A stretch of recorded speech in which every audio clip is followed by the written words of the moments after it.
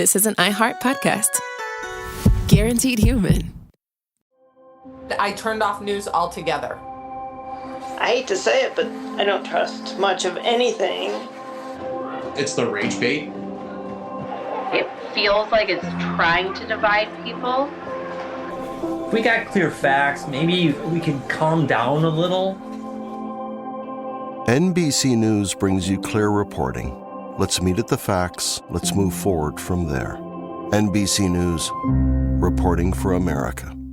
In business, there's no room for guesswork. Every shipment matters. Every deadline counts. When you're trying to keep operations running smoothly, the last thing you need is uncertainty. That's why reliability is at the core of USPS Ground Advantage. Each package moves through a secure, nationwide network tracked from dock to door with affordable, upfront pricing and delivery you can depend on. Because knowing your logistics are handled lets you focus on everything else. Visit USPS.com/Ground Advantage to start shipping with confidence. USPS Ground Advantage.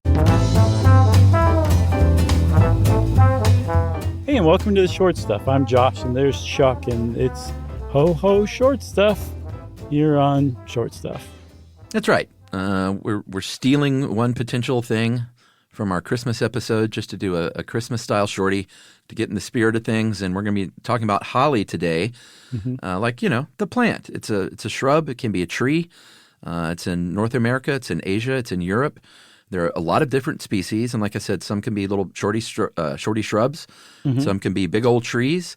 But everyone knows holly for those waxy leaves that will draw blood and those little crimson berries that grow on them.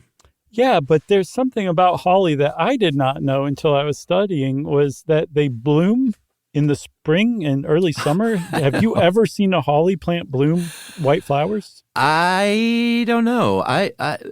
My dirty secret is I don't love holly just because it's so pointy and sharp. It's almost like a thorn bush, you know?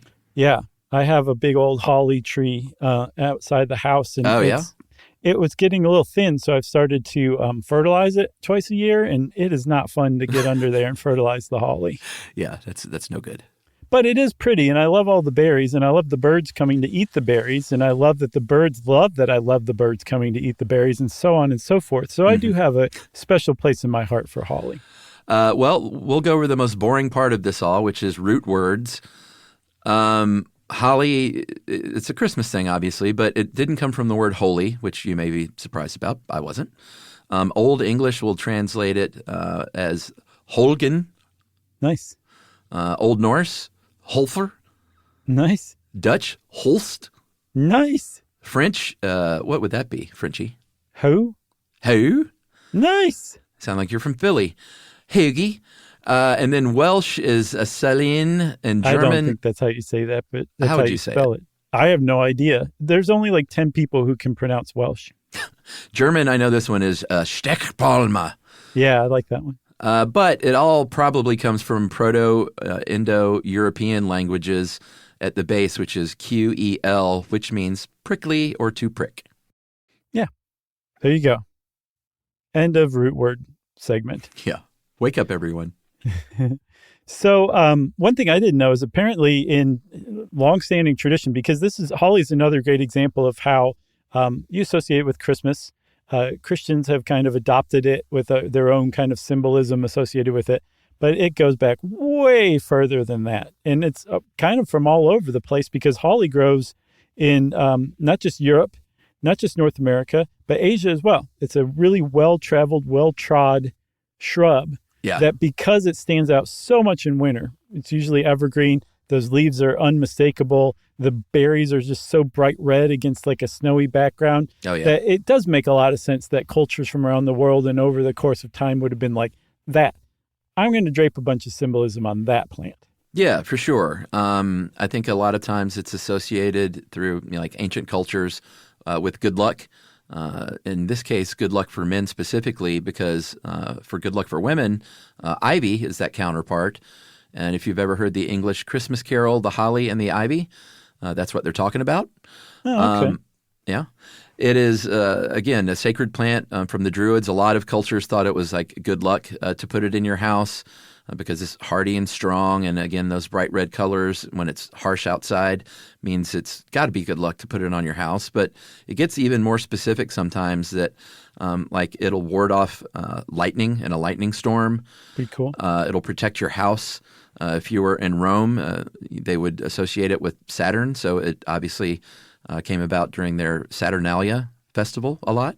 Which has a huge influence on Christmas. That was the Romans' mid to late December winter festival. Yeah. So they used holly. And then when the Christians came around, the Romans were like, you're not allowed to use holly for your Christmas celebration, whatever that is. Yeah. It was banned, apparently, at least at first. And then, like you said, the Druids also had their own thing going on, too. So this is all happening at different times. I mean, the Romans would have been celebrating Saturnalia while the Druids would have been celebrating their own thing. I don't know that one influenced the other. Yeah. I know that they were connected via Rome at one point in time, but I feel like the Druids' celebration and use of holly in the wintertime was contemporaneous and not influenced by the Romans. I could be wrong, though. All right. I bet someone knows. Yeah, I'd love to know.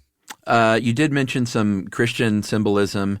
Anytime you see anything red, generally in Christianity, that's going to symbolize the blood of Christ from the crucifixion. The legend was that those berries were white, but then Christ's blood stained them red as a reminder. And then the pointy points that I hate so much symbolize the crown of thorns during the crucifixion. And in fact, in German, it is known as Christdorn or Christ's thorn. So that's pretty obvious. Sure. Should we take a break? Yeah, we should. All right, enough of that. Let's talk after the break about the plant itself, right after this.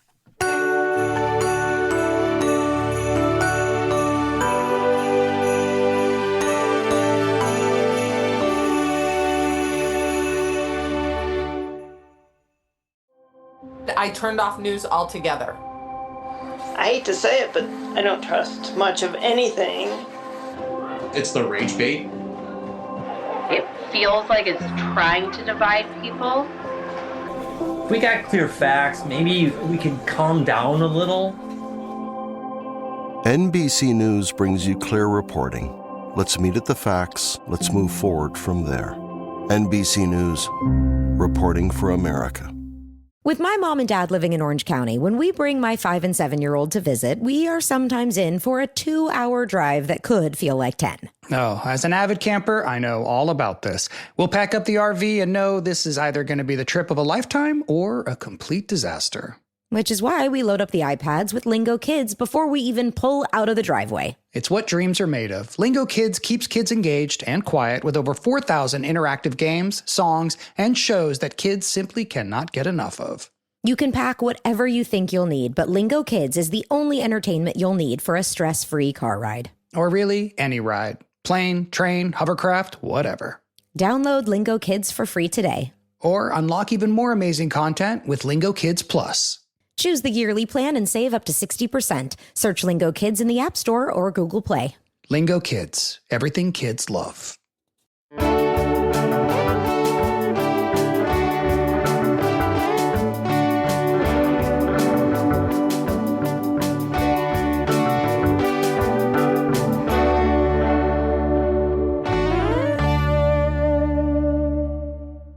Okay, Chuck, you made a lot of big promises about talking about the holly plant itself before the break, and I feel like we have to deliver on them. Yeah. It's generally an evergreen, but not always. It can also be deciduous, which is kind of cool. Weird. Yeah. Oh, is that it? Yeah, that's all I got. The most of them are evergreen, though, like I said, around the world, which is why people are like, I really like that plant in wintertime. I guess that they are good in shade. They're good in sunlight. They do like well-drained soil. And they are either a male plant or a female plant, which means they're dioecious. Yeah. Dioecious. I nailed it. And the male plants and the female plants both flower, which is how they pollinate, but only the female plants are the ones that produce berries. That's right. And they need to be close to one another, obviously, for that production to occur. So the male plant has to be near enough to a female plant. Sure. That pollination happens thanks to our little bee friends. And also, as it turns out, well, not cross-pollination, but as far as, spreading that seed, that's thanks mostly to birds, obviously. Well, yeah, the birds like to eat the berries with the 4 seeds in them, and they go poop them out, and a new holly plant grows. Have you ever looked down and seen a little holly plant sticking up out of the ground? Yeah. Me too. I stomped that thing out. That means that a bird pooped there at some point. Yeah, I'd never thought of it that way, but I can only think of it that way from now on, though. Yeah, I mean, it's true. There's really no other way to look at it. You know who doesn't like to eat those red berries? Who?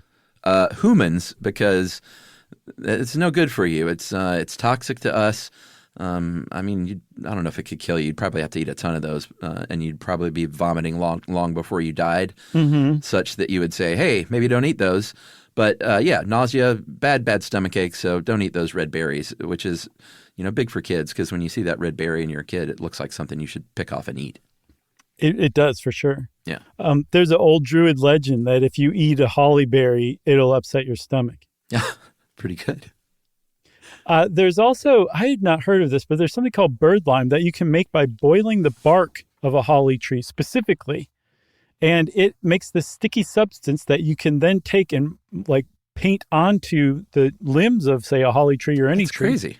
And it's so sticky, it'll trap small birds that alight on those limbs. I guess the only reason you would want to do this is if you want to capture a bird, which you shouldn't be doing anyway. But if you don't get to the bird in time, the bird will starve to death. It's that sticky and holds that fast. So it's illegal, actually, in some countries. So please don't start making bird lime because you heard about it on this episode. No, don't do that. But what you could do, if you're into carving things, apparently the holly's wood is very hard, great for carving, and a lot of chess pieces can be made out of Hollywood because Hollywood. Which I think is kind of cool because I, my friend, have started playing chess for the first time since probably high school because Ruby is in chess club and she's asked me to play chess with her. So we've been playing every night and I'm having a ball playing chess with her. Is that why you picked this episode? No, that's not why, but it's pretty interesting because I dabbled in chess in high school. I was never good or learned any strategy or technique or took any classes or clubs. So it's all just intuition. And so I'm basically at the point where she is at 10 years old. Neat. In her, kind of learning strategy a little bit. And so we're pretty evenly matched and it's just a lot of fun. It's opening brain pathways that I did strategical pathways that aren't tapped into very much for me. So I'm really digging it. And for Christmas, I already threw down on a really nice hand-carved chess set for us as a little surprise. That's cool. How'd she get into chess? Just chess club at school. She signed up for, I have no cool. idea why. Probably some boy was in it that she had a crush on would be my guess. Has she, she's like, this is going to make his bow tie spin when I join. I think so. Has she seen The Queen's Gambit yet? No. I don't know how much you get into that yet. I bet Searching for Bobby Fischer could be a good one, though, for her. Okay. All right. We'll start with that. Make sure she sees The Queen's Gambit at some point. All right. One other thing you can do with Hollywood, because it's so dense and sturdy, is to create a walking stick out of it. Oh. And if you carve a walking stick out of Hollywood and there's not a Druid on the end, throw it away and start over because you did it wrong. That sounds great. You got anything else? I got nothing else. Oh, everybody then. That means this happy holiday edition of Short Stuff is out. Stuff You Should Know is a production of iHeartRadio.